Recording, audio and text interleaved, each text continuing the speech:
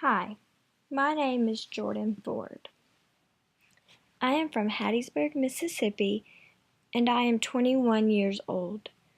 I have two siblings. My older sister is Beth. She is standing on the left. My younger brother is Johnny, and he's standing in the middle, and I am on the right. I'm engaged to Walker Watkins. I work at Movie Star Restaurant, and I also coach cheerleading for the high school I graduated from. I enjoy baking.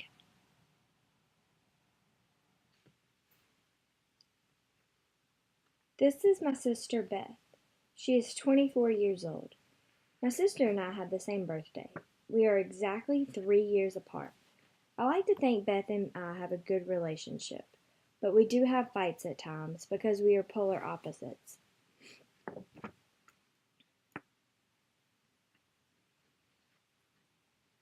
Me and Beth were riding to Mississippi State to see my brother. He is a student there. My sister was talking and I was listening, but I'm a little ADD, so while my sister was talking and telling her story, I noticed something outside, and I said something about it.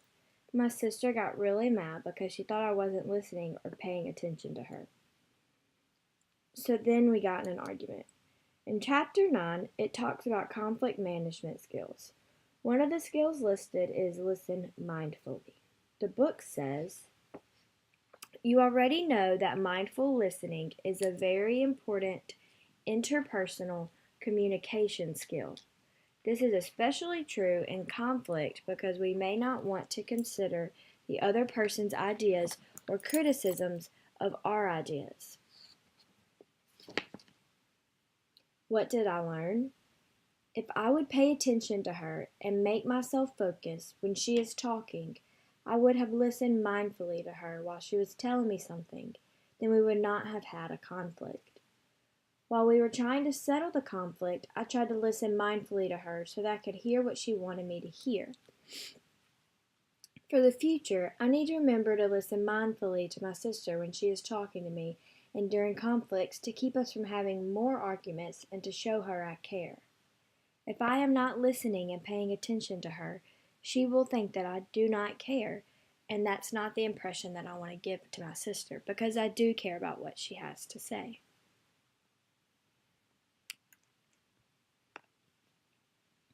This is my best friend. Her name is Carrie Lammers. We have been friends since before we could walk because our moms were friends. Me and Carrie were inseparable. We did everything together. If my family went on vacation, she came with us. She was like my mom's fourth kid, and I was like her mom's fourth kid. We went through all those awkward stages in life together, where we tried to figure out who we were. She went through a phase where she dressed gothic, but no matter where we were at growing up, we still remained friends. Carrie's dad is in the military, so that means a lot of traveling. When we were growing up, she moved 3 or 4 times. We would talk on the phone, send each other gifts and letters. We would see each other when she came to visit her family here. It was a really hard time because we really missed each other. Eventually, she moved back to Mississippi and we picked up right where we left off. It was as if she'd never left. In Chapter 10, it talks about the pressures on friendships, both internal and external. One of the external pressures is geographic distance. The book says, whether distance ends friendship depends on several factors. Perhaps the most obvious influence is how much people care about continuing to be friends.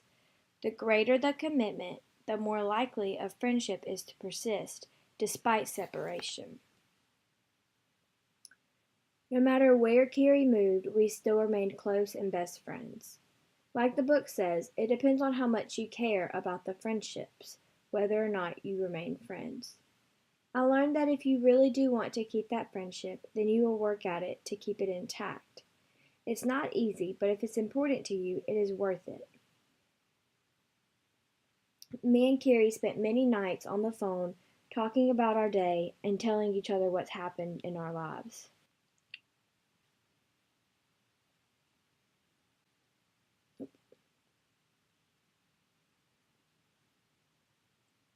Soon, Kira will be moving to Texas. She got married back in August, and her husband has a job there. They will be moving there in June after I get married. I will strive to keep our friendship still intact because I want to and because that relationship is very important to me.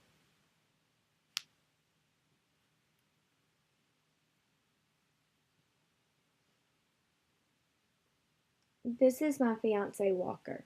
We got engaged on March 27th, 2016. We have been together since September 15th, 2015. He and his family are from Louisiana. His cousin lived here and me and her were friends growing up. So anytime he came to visit his family, I would always see him. I always had the biggest crush on him growing up. He and his dad were friends with my dad and my brother, and they would go hunting together. Our families were always friends. A couple years after he moved here to go to Southern, we started dating. Now, we will get married June 3rd, 2017.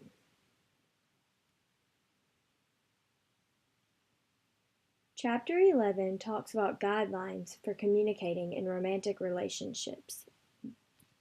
The book says, when we love someone, we want to know and be known by that person. We want to understand and be understood by that person. And we want to feel that he or she takes our perspective into account when interacting with us. Me and Walker try very hard to have open communication in our relationship. We find it very important to be open and honest with each other about everything. We came to this conclusion based off of our past relationships and how that was not something that was prevalent in them and how it did not work out. When we come to each other with a problem, we are always willing and ready to help. When Walker and I first started dating, we would not get into many fights because you're in that puppy dog stage, in the honeymoon stage where nothing bothers you. We still do not get in many fights, but we do have some disagreements. We've made it a point for me to see his side and for him to see my side. It was not easy getting to this point. We got tired of having arguments all the time and not getting anywhere with our arguments. We would go around in circles and argue about the same thing and we would not accomplish anything. We finally sat down and tried to get to the root of the problem. And when we were discussing our arguments, we would get so defensive about what we were doing ourselves that we weren't concerned about what it did for the other person. Once we figured it out, we decided when we work our problems out, we need to see it from the other perspective. I learned that by doing this, our arguments are settled much faster and we do not have as many anymore. By doing this, we think less about ourselves and more about the other person. For future times in our relationship and in our marriage, I will strive to keep this in mind and not get wrapped up in the disagreement or wrapped up in what is going on in life around me. I will strive to be less concerned about myself and more concerned about Walker and look at things from his perspective and try to understand why he feels the way that he feels about the situation.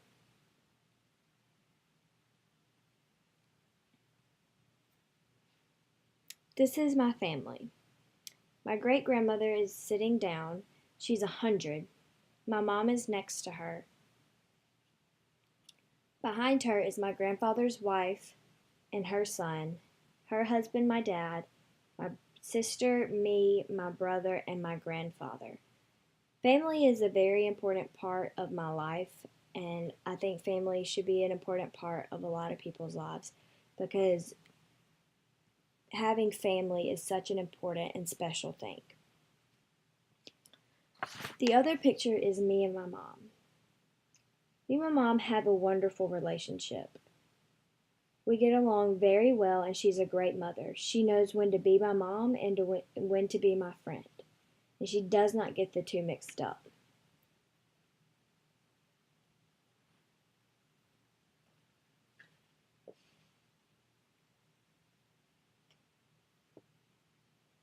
All my friends can't stand their moms growing up. They couldn't wait to get away from their moms. And I was never like that. At school, all my friends would complain about how much they hated their moms. And they would say, listen to what my mom did. Listen to what my mom won't let me do. Listen how mean my mom is. My mom was always the one who came on school trips as a chaperone, not only because I wanted her to, but because all my friends and everyone else did too. She was someone who was fun, but also had her rules, and everyone knew them and respected them. My mom knew how to be a mom first, and then she knew how to be a friend. One day I asked my mom how she had such a wonderful relationship with my brother, my sister, and myself, because I wanted to create that with my kids as well. I want that relationship with my kids that I had with her. She said she has always been 100% honest with us our entire lives. She never lied to us because she never wanted us to lie to her. Yes, she lied about Santa and the Easter Bunny and the Tooth Fairy, but I don't think those really count. She also said she treated us with respect. The book says in chapter 12 that we need to show respect and consideration in our family. For families to remain healthy and satisfying, family members need to demonstrate continuously that they value and respect each other. Without this respect from my mom to us, how will we know how to respect her and others? I learned that if you want respect in a relationship, you have to give it. For the future with my kids, I plan to be open and honest with them and give my kids the respect so that in return they will know how to respect me. I will strive to be and set the example for them like my mom did. How can a kid know how to act and know how to treat others if their parents don't set the example for them? My mom did a wonderful job at setting that example for me and my brother and my sister.